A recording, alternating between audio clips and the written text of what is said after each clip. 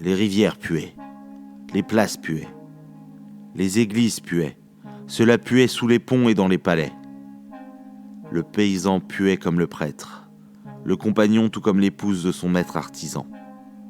La noblesse puait du haut jusqu'en bas, et le roi lui-même puait. Il puait comme un fauve, et la reine comme une vieille chèvre, été comme hiver.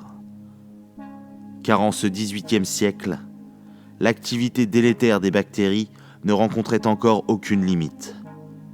Aussi, n'y avait-il aucune activité humaine, qu'elle fût constructive ou destructive, aucune manifestation de la vie en germe ou bien à son déclin, qui ne fût accompagnée de puanteur. Et c'est naturellement à Paris que la puanteur était la plus grande, car Paris était la plus grande ville de France.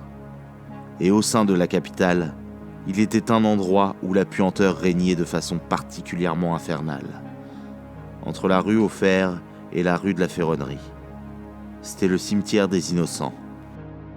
Pendant 800 ans, on avait transporté là les morts de l'Hôtel-Dieu et des paroisses circonvoisines.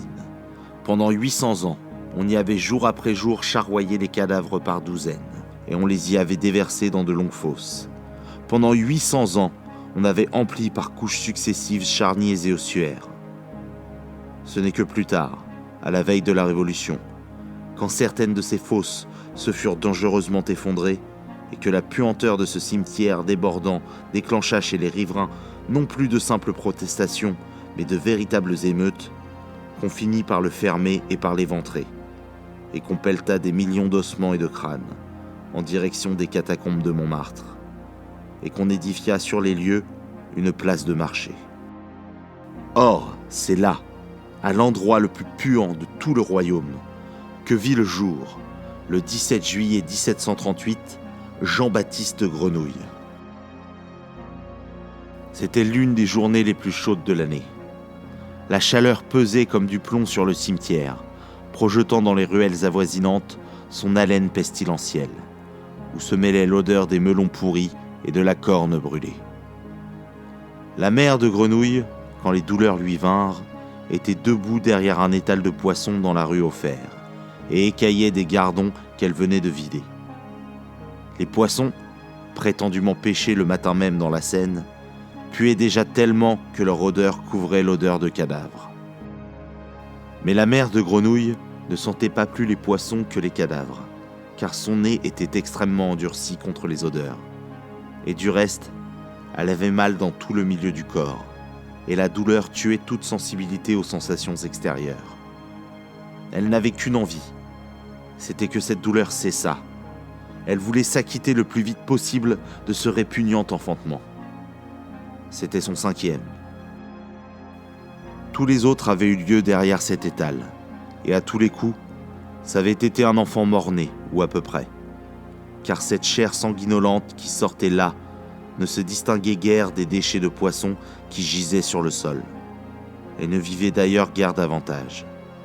Et le soir venu, tout cela était balayé pêle-mêle et partait dans des carrioles vers le cimetière ou vers le fleuve. C'est ce qui allait se passer une fois de plus. Et la mère de Grenouille, qui était encore une jeune femme, 25 ans tout juste, qui était encore tout à fait jolie et qui avait encore presque toutes ses dents et encore des cheveux sur la tête, et qui, à part la goutte, la syphilis et un peu de phtisie, n'avait aucune maladie grave, qui espérait vivre encore longtemps, peut-être 5 ou 10 ans, et peut-être même se marier un jour et avoir de vrais enfants en étant la respectable épouse d'un artisan qui aurait perdu sa femme, par exemple. La mère de Grenouille souhaitait que tout cela finisse. Et quand les douleurs se précisèrent, elle s'accroupit et accoucha sous son étal, tout comme les autres fois, et trancha avec son couteau à poisson le cordon de ce qui venait d'arriver là. Mais voici qu'à cause de la chaleur et de la puanteur, qu'elle ne percevait pas comme telle, mais plutôt seulement comme une chose insupportable et enivrante, un champ de lys ou une chambre close où l'on a mis trop de jonquilles. Elle tourna de l'œil, bascula sur le côté, roula sous la table et jusque sur le pavé, restant là, en pleine rue, le couteau à la main. On crie, on accourt, les badauds font cercle, on va chercher la police. La femme est toujours là, couchée par terre, le couteau à la main, et elle revient lentement à elle. On lui demande ce qui s'est passé. Rien ? Et qu'est-ce qu'elle fait avec ce couteau ? Rien ? Et qu'est-ce que c'est que ce sang sur ses jupes ? C'est le poisson ? Elle se lève, jette le couteau et s'en va pour aller se laver. Mais voilà que, contre toute attente, la chose sous l'étal se met à crier.